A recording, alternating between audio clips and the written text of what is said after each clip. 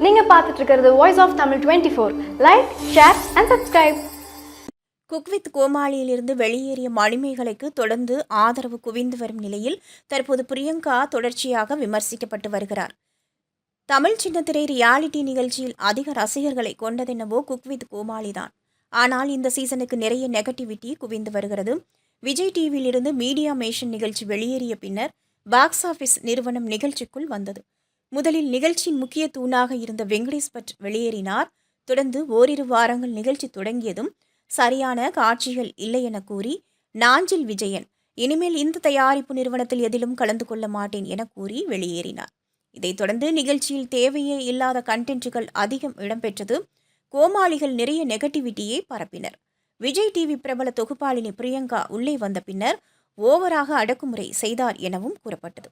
இந்நிலையில் என்னுடைய நிகழ்ச்சியில் ஆங்கராக என் வேலையை செய்ய விடவில்லை. இன்னொரு ஆங்கராக வந்த குக் என் வேலையில் நிறைய தலையீடு செய்கிறார். நான் வேலை செய்த இடமே இல்லை. இங்கு அடக்குமுறை மற்றும் நெகட்டிவிட்டி தான் நிறைய இருப்பதாக நேற்று பதிவிட்டு அதிர்ச்சியளித்தார் மணிமேகலை. அவர் சொல்வது விஜய் பிரியங்காவை தான் என நேரடியாகவே தெரிந்தது. இதனைத் தொடர்ந்து யூடியூபிலும் மணிமேகலை வீடியோ பதிவிட விஷயம் பற்றி கொண்டது.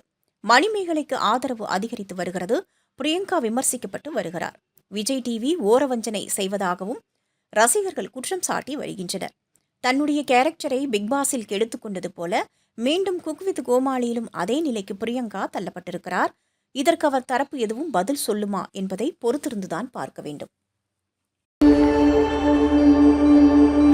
Voice of Tamil 24.